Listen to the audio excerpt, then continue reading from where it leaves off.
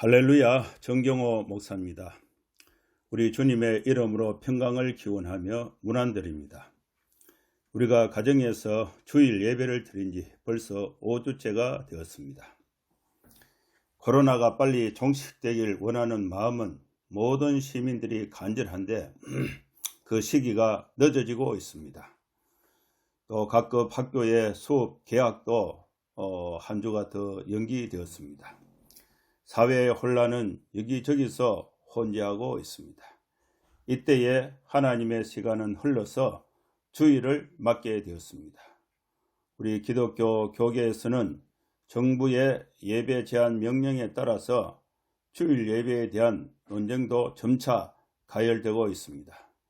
이러한 때에 여러분 모두 한 주간 잘 지내셨습니까? 저는 매일 도시락 2개를 들고 교회에 출근하면은 하루 종일 혼자 공부하고 또 기도하고 또 전화하고 또 문자와 카톡을 보내고 또 이렇게 확인하고 있습니다. 집에서 교회로 오는 길에 가로수 벚꽃이 활짝 폈는데도 불구하고 봄의 기운을 느끼지 못하고 코로나에 위축되어서 겨울의 계절에 살고 있는 것 같습니다. 겨울의 움츠림과 코로나의 위축을 벗어버려야 할 때입니다. 우리가 각 가정에서 하나님께 예배를 드리면서 다시금 약동하는 봄의 계절에 겨우내 얼었던 이 대지를 뚫고 새싹이 돋아나는 것처럼 만물이 소생하는 계절에 봄의 향기를 느끼면서 새 힘을 얻기를 소원합니다. 오늘 저는 나눌 하나님의 이 말씀은 요한복음 1장 29절에서 34절 말씀을 중심으로 하나님의 어린 양을 보라 라는 주제로 설교를 하겠습니다. 세례 요한은 로마와 예루살렘 당국이 결탁해서 유대인 사회를 완전히 장악하고 있던 꽁꽁 얼어붙은 유대 땅에 새싹을 띄운 하나님의 일꾼 선지자 역할을 했습니다. 요한은 자신의 사명에 따라서 광야에서 회개하라 천국이 가까이 왔다는 메시지를 외쳤습니다. 이 메시지를 듣고 또 삶을 바꾸고 죄를 씻기 원하는 사람들, 이런 사람들은 세례를 받기를 원하는 사람들이었는데 이런 사람들이 요단강 베다니 나루트에서 세례 요한으로부터 세례를 받기를 원했습니다. 그래서 이 세례 요한은 요단강 베다니 나루트에서 세례를 베푸는 사역을 계속하고 있었습니다. 이 요한의 세례터에 예루살렘에서 보낸 제사장들과 레위인들이 찾아왔습니다. 이들은 요한에게 질문을 합니다. 그 질문은 세례 사역을 방해하기 위한 목적이었습니다. 당신이 메시아냐? 요한은 아니다. 그러면 선지자냐? 아닙니다.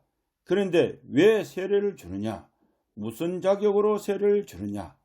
세례 요한이 세례를 베푸는 사역을 하고 있는데 예루살렘에서 온 사람들이 이렇게 방해를 한 것입니다. 이것은 단순한 방해가 아닙니다.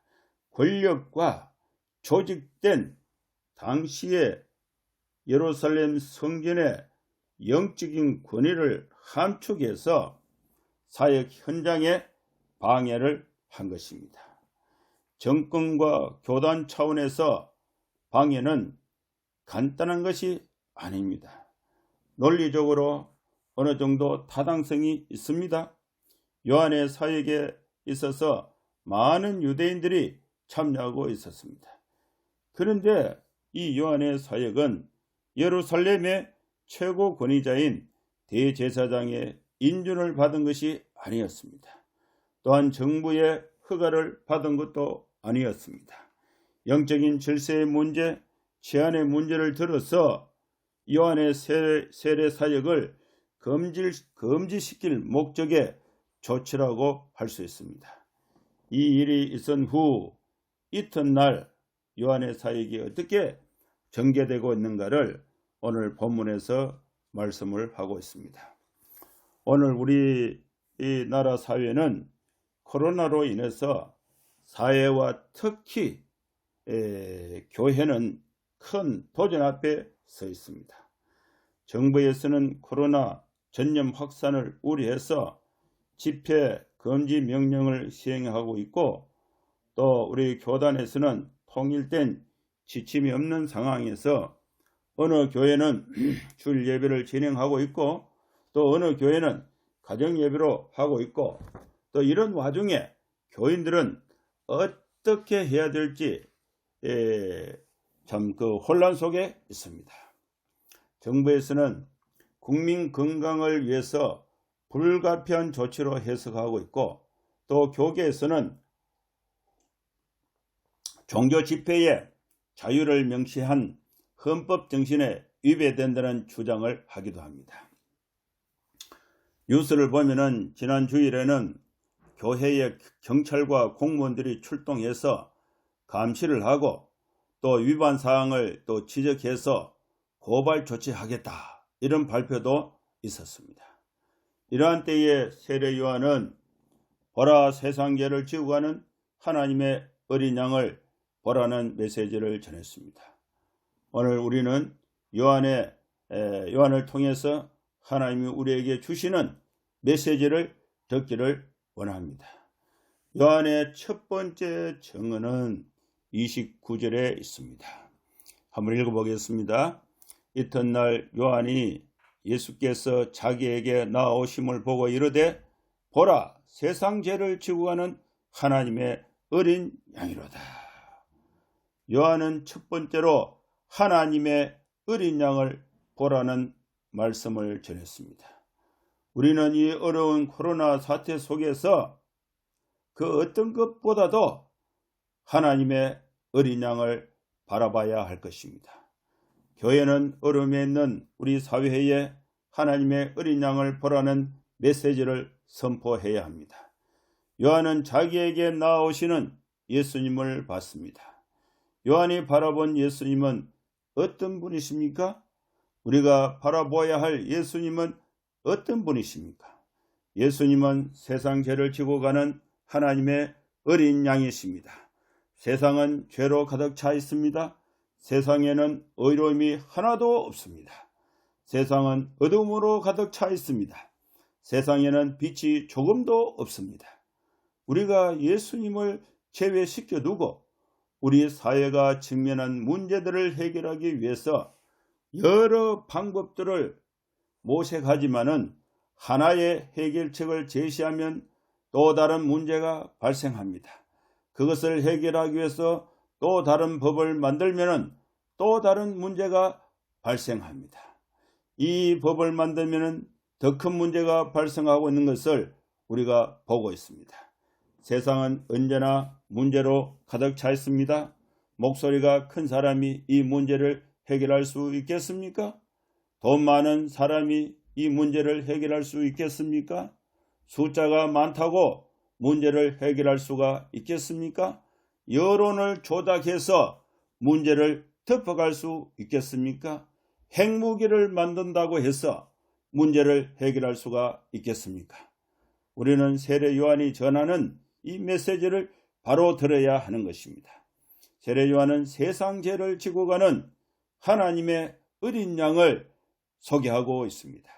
세상의 문제는 죄의 결과들입니다.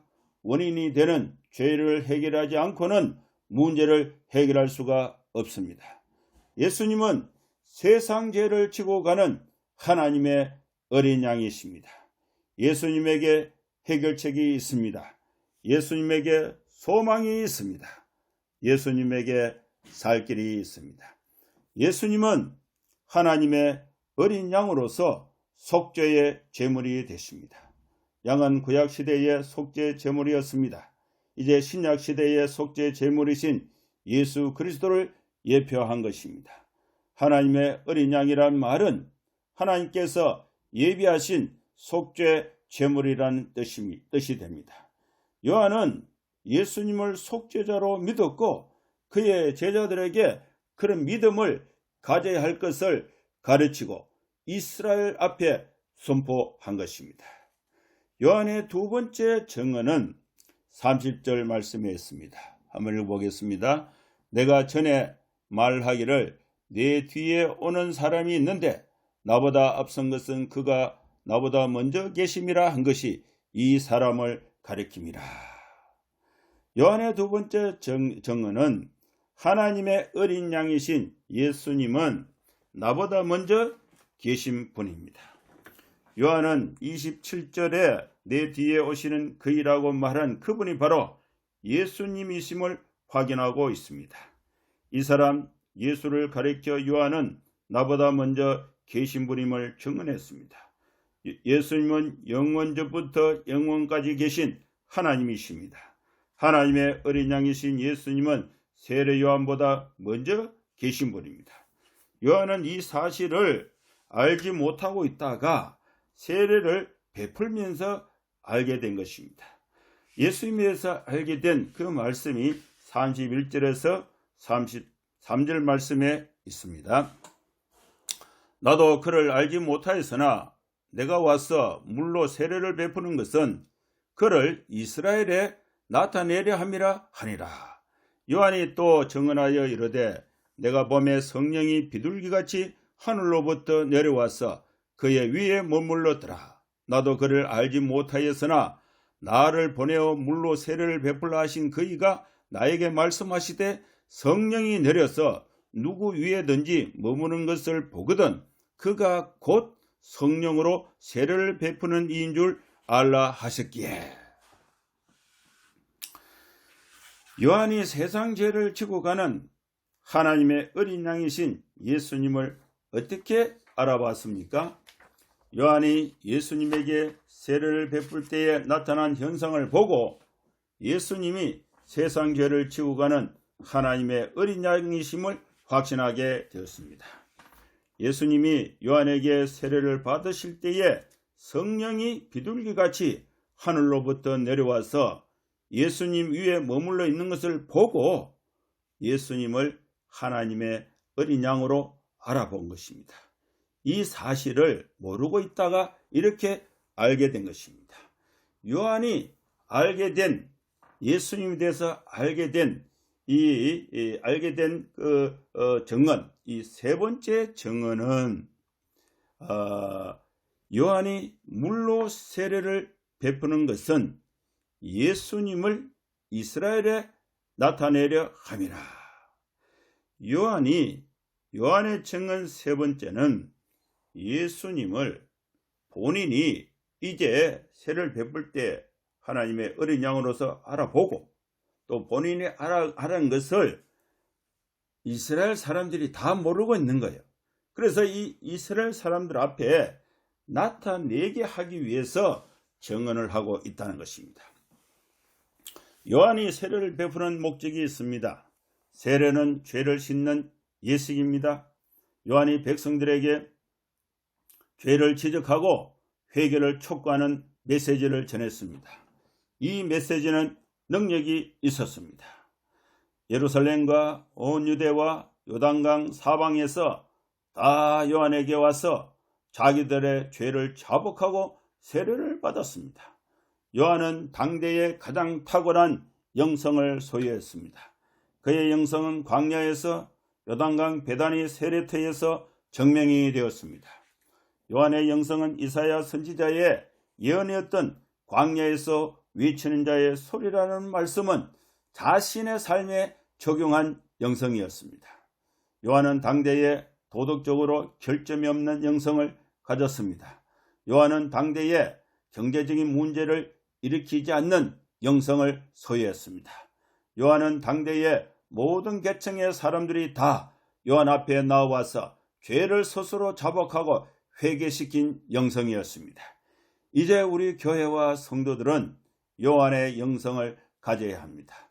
도덕적인 결함을 가지고 있으면서 회개의 메시지를 선포하면 그 효력이 떨어집니다. 재정적인 결함을 가지고 있으면서 회개의 메시지를 전하면 그 전달력이 떨어지는 것입니다.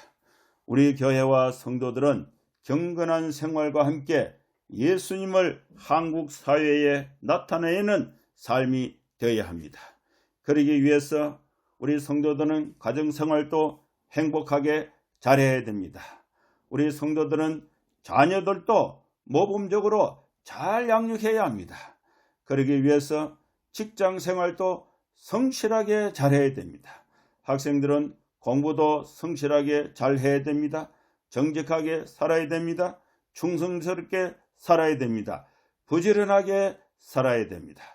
그러면은 여러분 가정에서, 직장에서, 학교에서 요한처럼 영향력 있는 위치, 영향력 있는 지위에 이르게 되는 것입니다. 하나님의 축복을 받게 됩니다. 그러면 주위의 사람들에게 관심과 주목을 받게 됩니다. 어느 축구 감독이 국제 경기에서 골을 넣었는데 그것이 골을 넣고 감독의 모습을 이 TV에서 중계를 하고 있는데 그 감독이 무릎을 꿇고 하나님께 기도하는 장면을 봤습니다. 어느 축구 선수가 국제 경기에서 골을 넣고 운동장에서 골 넣는 세레모니를 무릎을 꿇고 기도하는 장면을 봤습니다. 사업에 크게 성공해서 방송 기자가 소금을 물을 때에 어떻게 그렇게 되냐? 하나님께 감사하고 하나님께 영광을 돌린다는 인터뷰를 본 적이 있습니다. 또 시험이나 고시에서 또 우수한 성적을 하고 수석을 하고 소금을 묻는 기자 앞에서 하나님의 은혜라고 고백하는 기사를 봤습니다. 여러분, 우리는 가정생활에서 성공해야 됩니다. 여러분, 학업 과정에서 여러분 잘 돼야 됩니다. 여러분, 사업에서 성공해야 됩니다. 그 힘을 가지고 우리는 세례 요한이 예수님을 이스라엘에 나타내려 하신 것처럼 예수님을 한국 사회에서 세상 죄를 지고 가는 하나님의 어린 양임을 증언할 수 있어야 합니다. 여러분 모두 행복한 가정이 되시기를 축원합니다. 여러분 모두 성공적인 학업을 감당할 수 있기를 축원합니다. 여러분 모두 직장과 사업에서 성공적인 업무가 이루어지길 축원합니다. 여러분, 우리 모두는 세상에 빛이 되는 삶이 되어야 합니다.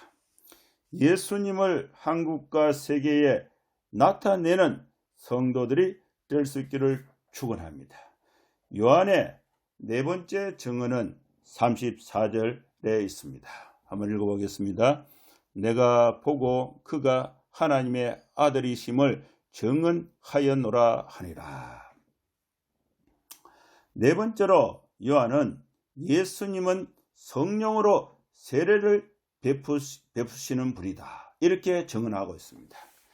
요한이 자신이 사역하고 있던 물로 세례를 베푸는 것과 예수님이 성령으로 세례를 베푸시는 것을 비교해서 예수님의 사역을 소개하고 있습니다. 성령은 하나님의 영이며 예수의 영입니다. 성령은 하나님과 예수님과 동일한 분입니다. 성부 하나님, 성자 하나님, 성령 하나님, 삼위가 하나이신 삼위일체 하나님을 우리는 믿고 있습니다. 우리는 예수님이 베푸시는 성령으로 세례를 어떻게 받을 수 있습니까? 우리는 예수에 관한 복음을 듣고 내가 죄인임을 깨닫고 마음의 문을 열고 예수님을 나의 구주, 나의 하나님으로 영접하면 성령으로 세례를 받는 것입니다. 성령이 내 마음에 들어오시면은 나의 모든 죄를 씻어주시는 것, 이것이 바로 성령으로 죄를 씻는 성령 세례가 되는 것입니다. 이제 우리는 성령에 충만한 삶을 살아야 합니다. 내 마음의 왕좌에 나를 비우고 성령을 주인으로 모시고 살아야 합니다. 우리는 믿음으로 성령 충만을 받을 수가 있습니다. 성령 충만은 성령의 지배를 받는다는 뜻입니다. 우리가 믿는 믿음의 대상은 성경입니다. 성경 말씀 에베소서 5장 18절 말씀에 보면은 하지 말아야 될 명령과 반드시 해야 하는 명령이 있습니다. 술 취하지 말라. 이는 방탕한 것이니 오직 성령으로 충만함을 받으라는 명령이 있습니다. 우리 성도들은 술을 취하면 안 된다. 이 금지 명령이 있습니다. 그리고 해야 될 것이 있어요. 오직 성령으로 충만함을 받으라. 술 취하는 것과 성령 충만은 속성이 같은 속성이 있습니다. 사람이 술에 취하면은 술이 나를 지배하게 된 것입니다. 술이 사람을 지배하게 된 것입니다. 처음에는 사람이 술을 먹지만은 나중에는 먹은 그 술이 사람을 지배하는 것입니다. 마찬가지로 우리가 성령으로 충만을 받으면은 성령이 내 삶을 지배하는 것입니다. 성령 충만 받으라는 명령을 우리가 믿는 것입니다. 두 번째로 생각할 것은 성경 요한일서 5장 13절과 14절 말씀입니다. 내가 하나님의 아들의 이름을 믿는 너희에게 이것을 쓰는 것은 너희로 하여금 너희에게 영생이 있음을 알게 하려 함이라. 그를 향하여 우리가 가진 바 담대한 것이 이것이니 그의 뜻대로 무엇을 구하면 들으심이라. 그의 뜻대로 무엇을 구하면 들어주신다. 약속이 있습니다. 우리가 어떻게 성령 충만을 받는가? 성경을 믿음으로 우리가 성령 충만 받는데 성경에 보니까 성령 충만 받으라는 명령이 있고 그의 뜻대로 기도하면 들어주신다는 약속이 있습니다. 우리가 성령 충만 받는 것은 하나님의 뜻이에요. 여러분, 우리 모든 성도들이 성령으로 충만 받는 것은 하나님의 뜻입니다. 우리는 성령 충만 받으라는 명령과 그의 뜻대로 기도하면 들어주신다는 약속을 믿고 기도함으로써 성령 충만을 받을 수가 있습니다. 우리가 성령으로 충만하면 내 마음의 주인이 성령이 되는 것입니다. 그러면 내 삶에서 일어나고 있는 크고 작은 많은 일들을 내 마음의 주인이신 능력이 충만하신 하나님의 영이신 성령께서 해결해 주신다는 것을 믿음으로 내 모든 염려와 걱정과 인생사에 일어나고 있는 모든 사건들을 하나님께 내가 내 것으로 걱정하기보다 하나님께 맡겨드리는 것이 중요한 것입니다. 예수님은 성령으로 세례를 베푸시는 분이십니다. 요한은 이제 마지막 5번째 증언을 하고 있습니다. 그 말씀이 34절인데 그가 하나님의 아들이심을 증언하노라 하니라. 예수님은 하나님의 아들이십니다. 요한은 예수님이 하나님의 아들이심을 증언했습니다. 예수님은 완전하신 사람이시면서 완전하신 하나님이십니다. 예수님에게는 완전한 신성과 완전한 인성을 가지신 분이십니다. 요한의 증언을 아주 분명하고 정확하고 신속했습니다. 요한은 자신의 영성 있고 능력 있는 사역으로 인해서 어떤 사람들은 요한을 메시아로 믿으려고 했고 어떤 사람들은 선지자로 믿고 추앙하려고 했습니다. 그의 영향력을 모든 계층에서 모든 지역에서 모든 사람들에 의해서 인정이 되었고 추앙이 되었습니다. 이때 요한은 자신에게 밀려오는 이 신뢰도를 가지고 그는 분명하게 단호하게 정확하게 신속하게 나는 메시아가 아니다. 그리스도가 아니다. 예수가 하나님의 아들이심을 분명하게 증언했습니다. 요한은 예수가 세상 죄를 지고 가는 하나님의 어린 양으로 증언했습니다.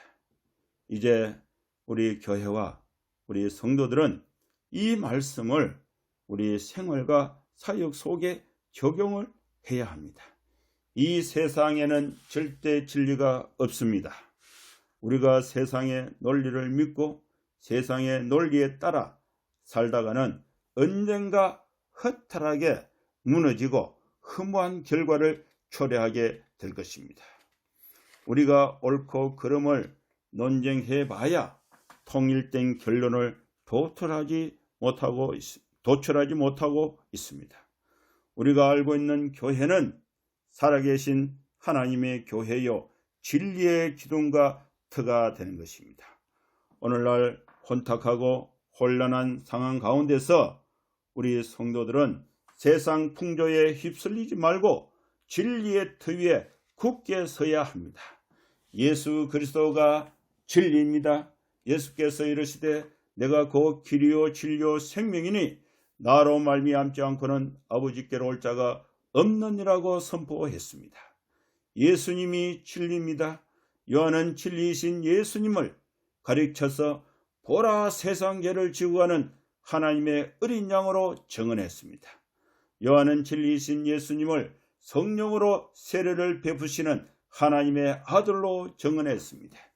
이제 우리 교회와 성도들은 어렵고 힘들고 혼탁한 사회에서 분명한 메시지를 전해야 합니다. 요한처럼 예수님을 이스라엘 앞에 드러내는 삶을 살아야 됩니다. 우리가 이 사명을 분명하게 인식하고 실천할 때에 하나님의 은혜와 축복이 여러분의 가정과 또 학업 생활과 직장 생활 가운데 함께 하실 것입니다.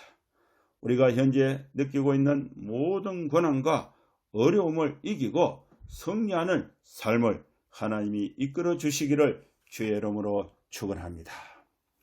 이제 마무리 기도하겠습니다. 마찬가지로 세 가지 기도합니다. 여러분 개인과 가정을 위해서, 또 우리 교회와 또 한국 교회를 위해서, 또 우리 대구와 한국 사회 세계를 위해서 기도하도록 하겠습니다. 거룩하신 하나님 아버지, 오늘 주일에 교회에서 모이지 못하고 각 가정에서 우리가 하나님 앞에 경건하게 예배를 드립니다. 하나님, 오늘 우리에게 주신 이 요한의 메시지, 보라 세상 죄를 지고 가는 하나님의 어린 양을 우리가 바라보면서 또 어려운 가운데서도 우리가 다시금 힘을 얻고 바른 진리 가운데 살아갈 수 있는 우리 성도들이 되게 하여 주시옵소서. 하나님 아버지, 우리가 안타까운 마음으로 하나님 앞에 기도합니다. 먼저 우리 성도들의 개인과 가정을 하나님의 은혜로 인도하여 주시옵소서. 각 가정마다 하나님의 말씀과 기도와 또 성령의 충만한 가운데 행복한 가정, 또 하나님의 사랑이 넘치는 가정, 또 자녀들이 하나님의 말씀 가운데서 바로 커가는 가정으로 하나님께서 우리 성도들의 가정을 하나님 축복하여 주시고 은혜로 붙잡아 주시옵소서. 하나님 아버지, 우리 교회를 위해서 기도합니다. 우리 교회가 이 세상에 대해서 바른 진리를 선포하는 교회가 되게 하여 주시고, 보라 세상 죄를 지고 가는 하나님의 어린 양이신 예수 그리스도, 하나님의 아들이신 예수 그리스도, 성령으로 세례를 베푸시는 예수 그리스도를 분명하게 증거할 수 있는 우리 교회, 또 대구의 또 한국의 교회가 되게 하여 주시옵소서. 하나님 아버지, 우리가 살고 있는 대구와 우리 한국을 위해서 기도합니다. 주님, 또 코로나 바이러스로 인해서 또 여러 모든 면에서 어려움에 처했습니다.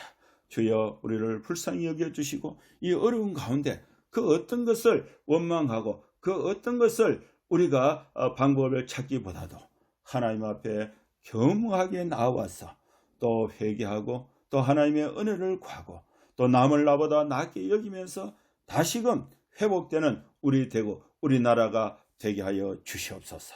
특별히 우리 위정자들을 하나님께서 긍휼과 불쌍히 여겨주시고 하나님 아버지, 진리 가운데 하나님의 말씀 가운데 하나님께로 돌아와서 살 길을 찾아서 이 백성을 이끌어 나갈 수 있도록 하나님 아버지, 지도자들에게 특별한 하나님의 은혜가 함께하여 주시옵소서.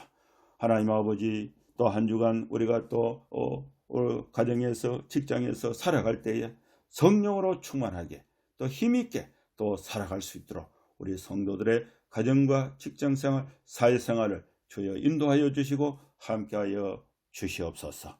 예수님의 이름으로 감사하며 축복하며 기도하옵나이다. 아멘. 여러분 한 주간 또 잘 이렇게 지내시고 또 수요 예배와 또 다음 주일에 또 뵙도록 하겠습니다.